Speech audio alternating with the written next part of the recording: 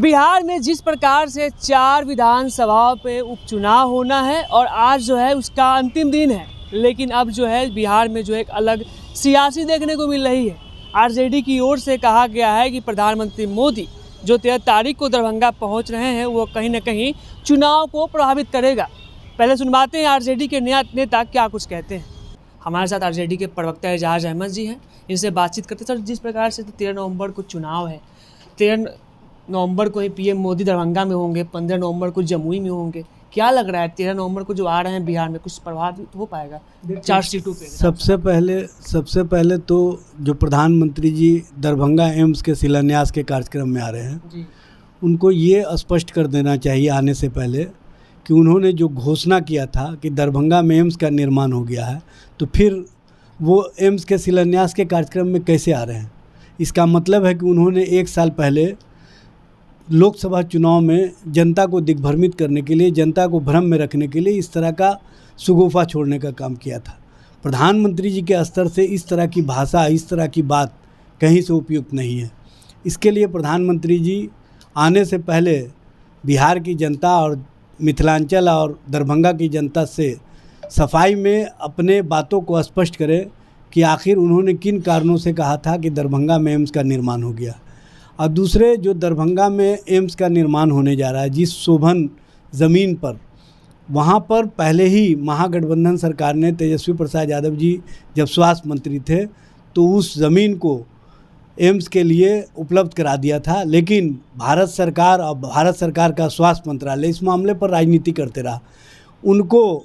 इस बात का डर था कि इसका क्रेडिट कहीं तेजस्वी प्रसाद यादव जी को ना मिल जाए, कहीं महागठबंधन सरकार को नहीं मिल जाए, कहीं राष्ट्रीय जनता दल को नहीं मिल जाए, इसलिए इस मामले में वो राजनीति करते रहे। लेकिन राजनीति करने वाली भारतीय जनता पार्टी का पोल खुल चुका है। और सबसे बड़ी बात यह है कि 13 तारीख को जब बिहार के 4 सीटों पर उपचुनाव हो रहा है और झारखंड के कुछ सीटों पर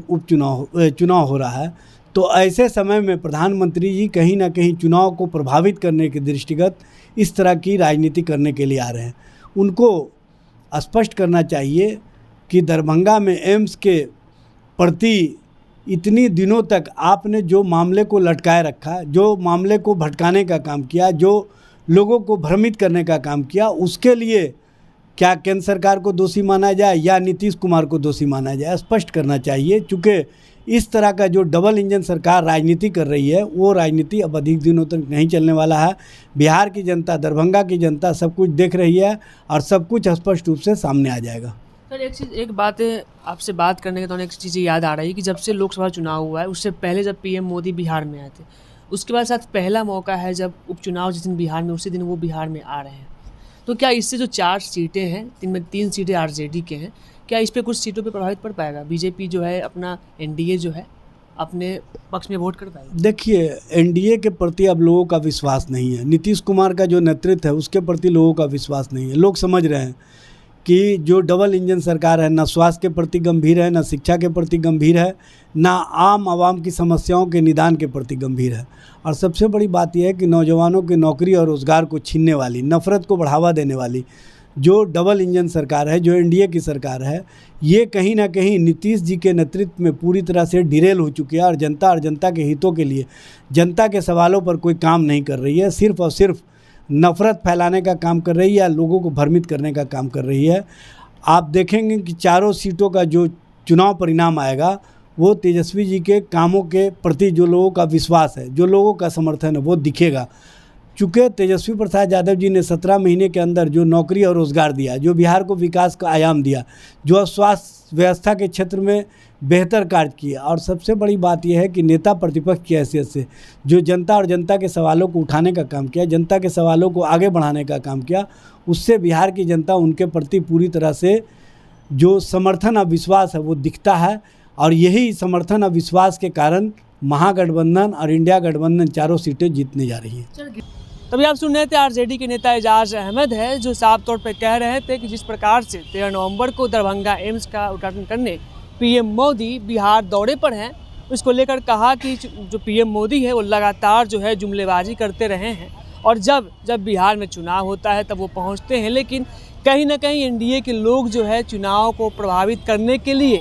बिहार में लगातार बने रहते हैं और लोकसभा के बाद जो है पीएम मोदी पहली बार जो है चुनाव के दिन, जिस दिन बिहार में 4 सीटों पर उपचुनाव होना है 13 नवंबर को, उस दिन पीएम मोदी बिहार पहुंच रहे हैं। वही खास तौर पे एजाज अहमद ने एक और बड़ी बात कह दी। एजाज अहमद ने कहा कि जब तेजस्वी यादव बिहार के स्वास्थ्य मंत्री थे तब दरभंगा एम्स के लिए जगह मुहैया कराया गया था और लगातार एनडीए की ओर से क्रेडिट लेने में लगे हुए थे। और जब तेजस्वी यादव स्वास्थ्य मंत्री थे लगातार प्रयास में थी कि दरभंगा में एम्स का निर्माण पूरा हो जाए और एनडीए के लोग ने इस चीज़ को करने नहीं दिया गया। लेकिन जब अब नेता प्रतिपक्ष तेजस्वी यादव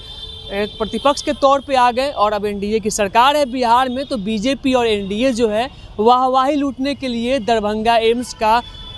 शिलान्यास करवा रही है। लेकिन बिहार की जनता और ख़ास तौर पे जो 4 विधानसभा सीटों पर उपचुनाव होना है, वहाँ की जनता एनडीए की चाल को बखूबी समझ रही है और परिणाम 23 नवंबर को आएगा और उसमें बिहार में सभी 4 सीटों पर जो है महागठबंधन की जीत होगी। बढ़ाली इस खबर में इतना ही। रोशन कुमार, राष्ट्रीय सागर, पटना।